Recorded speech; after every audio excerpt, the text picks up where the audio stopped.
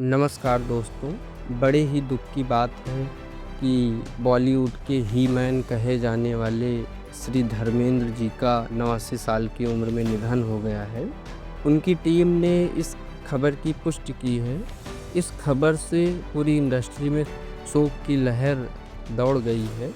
आइए हम लोग अब उनके जीवन की यात्रा पर अपनी नज़र डालते हैं। दोस्तों, फिल्मी दुनिया में कुछ नाम ऐसे होते हैं जो समय के साथ धुंधले नहीं पड़ते, वे याद बनकर दिलों में जिंदा रहते हैं। ऐसा ही एक नाम है धर्मेंद्र। हिंदी सिनेमा का ही मैन, पर असल ज़िंदगी में एक बेहद भावनात्मक इंसान। दोस्तों, धर्मेंद्र जी का जन्म 8 दिसंबर 1935 को पंजाब के लुधियाना ज़िले के नसराली गांव में हुआ था।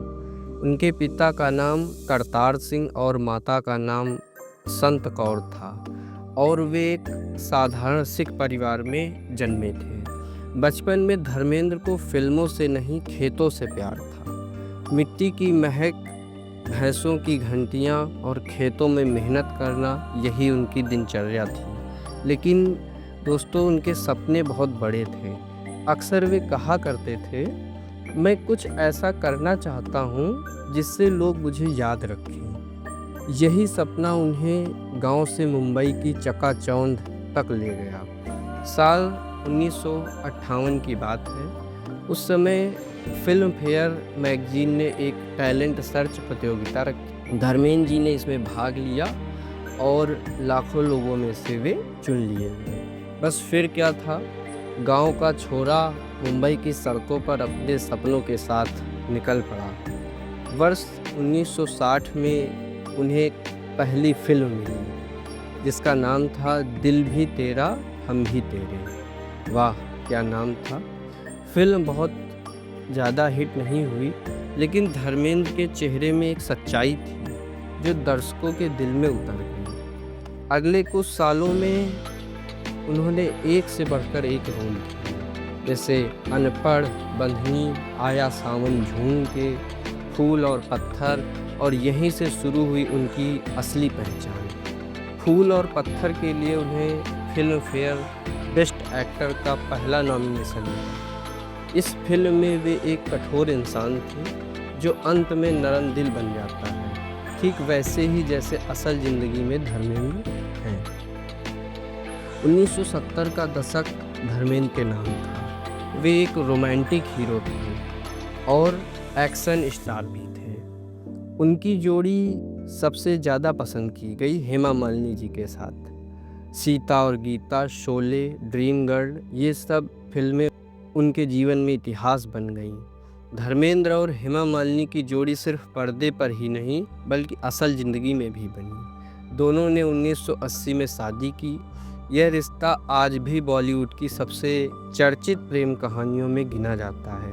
धर्मेंद्र को ही मैन कहा गया क्योंकि उन्होंने भारतीय सिनेमा को एक ऐसा एक्शन दिया जो पहले कभी नहीं देखा गया। उनका डायलॉग था, कुत्ते मैं तेरा खून पी जाऊंगा। बहुत ही ज़बरदस्त डायलॉग, और दर्शक तालियां बजाते नहीं थकते थे।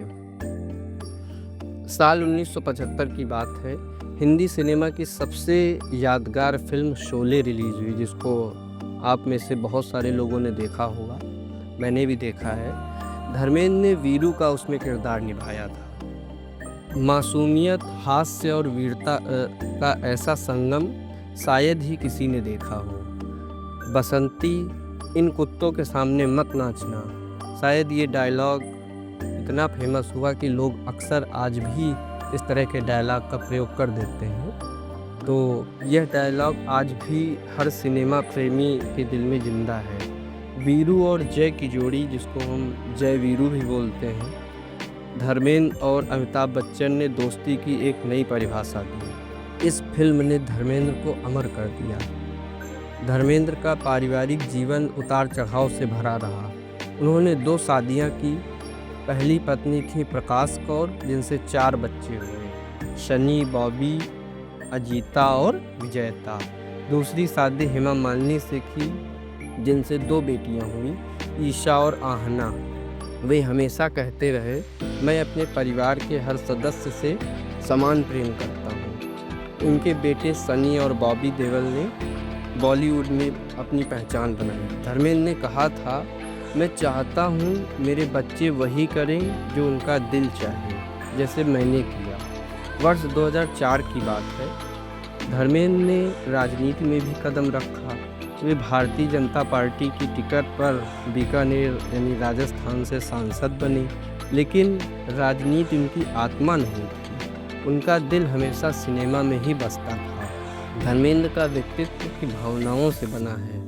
वे हमेशा कहते रहे, मैं आज भी वही गांव का लड़का हूं जिसे किसी की आंखों में आंसू पसंद नहीं है।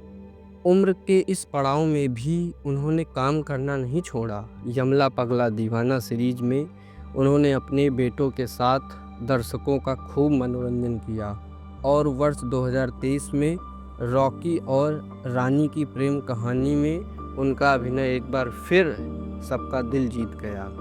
धर्मेंद्र को film fair life time achievement award सहित दर्जनों सम्मान मिले। वर्ष 2012 में उन्हें पद्म भूषण से सम्मानित किया गया, भारत के तीसरे सर्वोच्च नागरिक सम्मान से।